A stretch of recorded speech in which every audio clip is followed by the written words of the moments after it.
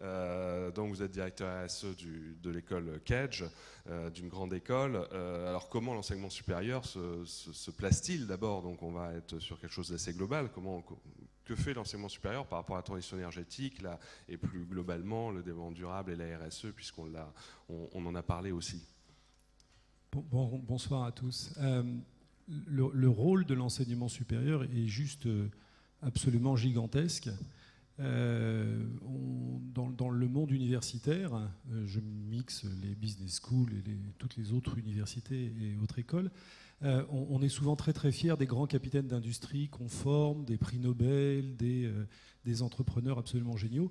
Et on oublie souvent de mentionner un léger détail, c'est que la quasi-totalité des crises sociales, économiques et environnementales auxquelles l'humanité doit faire face, et dont on a parlé pendant ces 2 jours, sont en règle générale la conséquence de décisions humaines, souvent dans un cadre professionnel et très régulièrement par des gens diplômés. Alors pas de mon école bien entendu, mais de toutes les autres.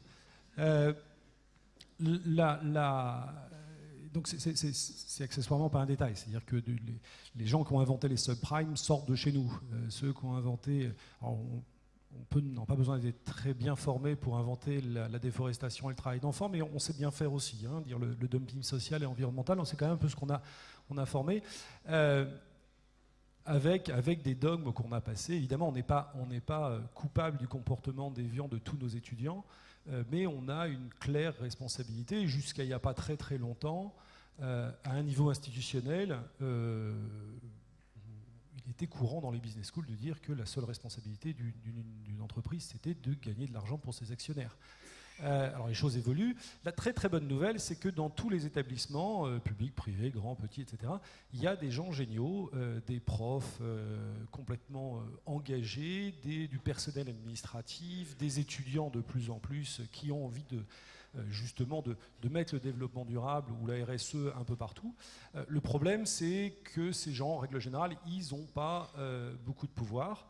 Alors on leur laisse faire une chaire de recherche, on leur laisse faire un master particulier, etc., tant que ça ne touche absolument pas au business global de la structure. Les choses évoluent heureusement depuis maintenant quelques années.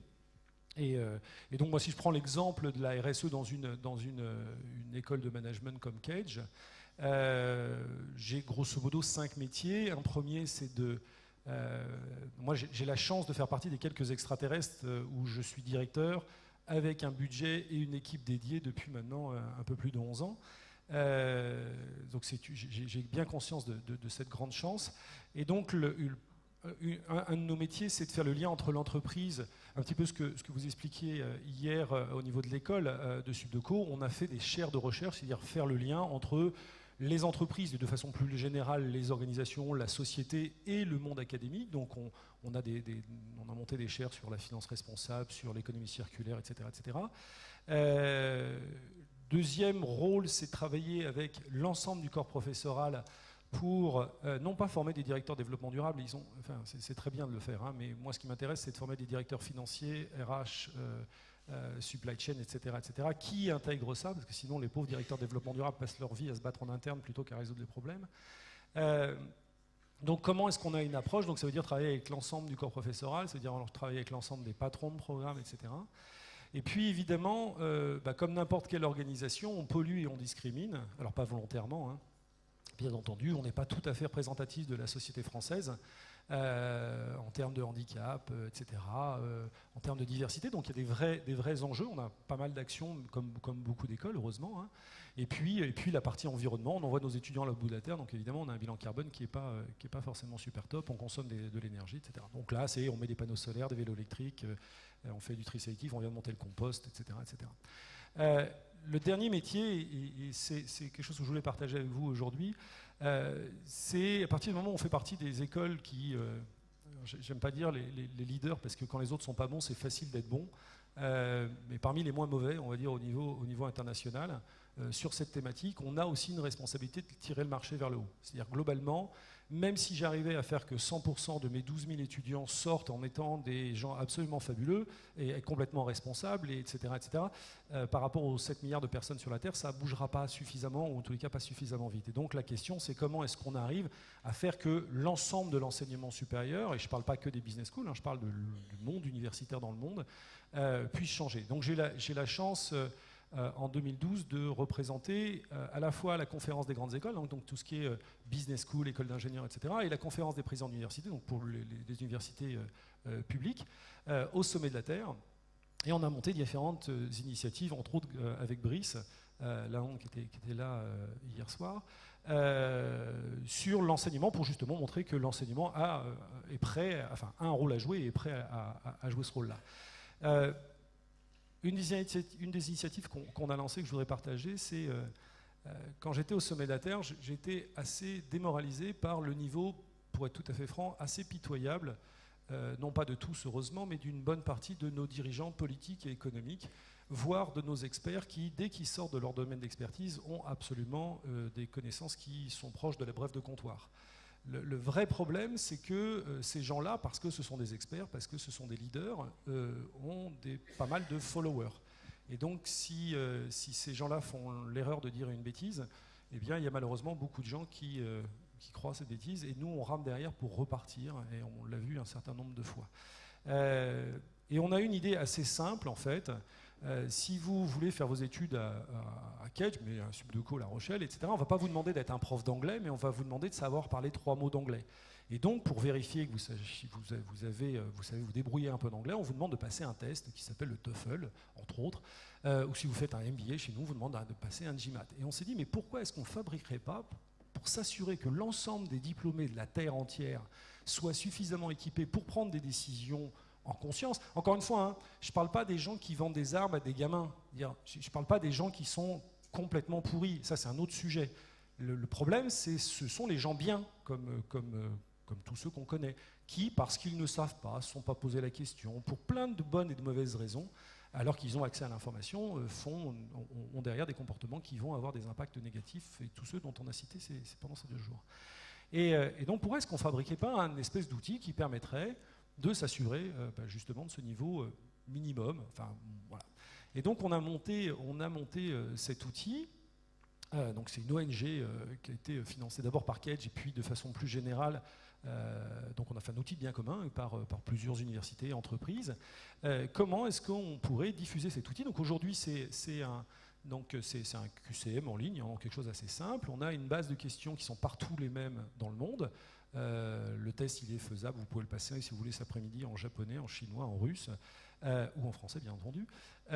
Donc avec un set de questions internationales, un set de questions évidemment fait par des structures dans une vingtaine de pays aujourd'hui, parce que évidemment les problématiques de l'eau ne sont pas les mêmes en Amazonie et au Sahel. Donc on a en France par exemple la CGE, la CPU, CIRS qui est une association de développement durable dans l'enseignement supérieur, les étudiants, le REFED, les étudiants engagés, mais on a invité le MEDEF, on a invité des syndicats, on a invité des ONG pour dire c'est quoi les 10, 15, 20 choses que devrait savoir n'importe quel étudiant, quelles que soient leurs études. Et donc aujourd'hui, c'est un des outils qui est reconnu. Il y a 90 000 personnes, il y a 600 universités et entreprises qui l'utilisent, principalement au monde universitaire. En France, on a des gens comme LVMH, la Banque Postale ou Honnête qui l'utilisent soit dans leur programme de formation, soit dans les process de recrutement, soit etc. etc. Et donc il y a 90 000 personnes dans le monde. Et l'objectif, évidemment, c'est de diffuser ça de façon massive. Donc, si je prends juste un cas concret, un étudiant, quel que soit son niveau, hein, qu'il soit post-bac ou qu'il fasse un MBA qui arrive à Kedge, passe au moment où il arrive ce test. Donc, ça a 3 avantages, enfin 2 avantages principaux. Mais le premier, c'est que nous, on a des étudiants brillants dans l'enseignement supérieur. Ils sont tous évidemment brillants. Ils savent tout avant d'arriver chez nous. Et donc là, en passant un test, ils se rendent compte qu'ils ne savent pas forcément complètement tout. Et accessoirement, ils ont un benchmark international. Donc ils peuvent en plus se positionner par rapport à leurs copains dans la classe et de façon nationale puis internationale. Nous, ça nous permet d'avoir une photographie aussi de l'état de la connaissance. Je me suis rendu compte que ça faisait 10 ans que je faisais des conférences sur le développement durable sans savoir à qui je m'adresse. Typiquement, aujourd'hui, vous êtes tous dans cette salle, vous êtes tous des gens géniaux, et j'imagine que vous connaissez tout sur le développement durable, mais j'en ai bougrement aucune espèce d'idée. Et ce qui fait que la probabilité que si je vous parle de changement climatique, soit je vous barbe complètement parce que potentiellement vous êtes plus expert que moi, soit je vous satellise complètement parce que vous pensez météo pour le week-end prochain, elle n'est pas nulle. Et donc le fait de savoir à quelle population on s'adresse, c'est plutôt intéressant. Et à terme, tous nos étudiants devront avoir un score minimum pour être diplômés.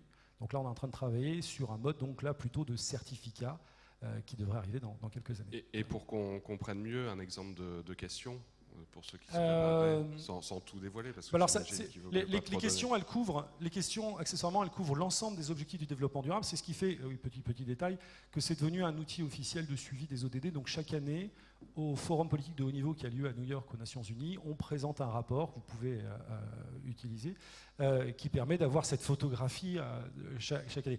Vous avez des questions qui vont être...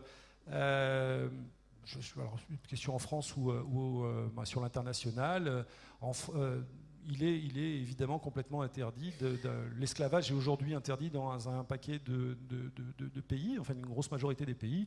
Combien de personnes sont encore en travail forcé? Est-ce que c'est 0 parce que c'est complètement interdit la loi? Ou sur le travail des femmes, en France, les femmes... Donc on est plus sur de la culture. Donc on est aujourd'hui à l'instant T plutôt sur la partie connaissance, en sachant, et ça rejoint ce que vous disiez tout de suite, en sachant que ce n'est pas suffisant, mais pour faire un outil qui soit accepté par les Chinois, les Russes, les Américains, les Péruviens, etc., sur la connaissance, c'est déjà un bon début, en sachant qu'on a 2 groupes de travail, un qui travaille sur skills, donc sur la partie compétences, et un sur la partie mindset, qui est, pour être tout à fait franc, un vrai casse-tête à l'international, parce que dès qu'on touche sur le mindset, on touche sur les valeurs, etc. Et donc là, mais c'est vers là où on veut aller, parce que les connaissances tout seules ne servent à rien, il faut avoir l'envie, il faut rentrer dans l'action.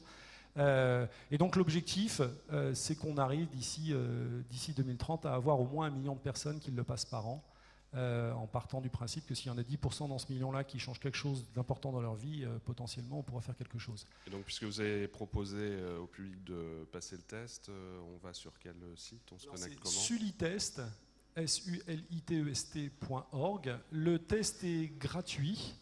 Donc il faut que l'organisation, l'entreprise, la collectivité ou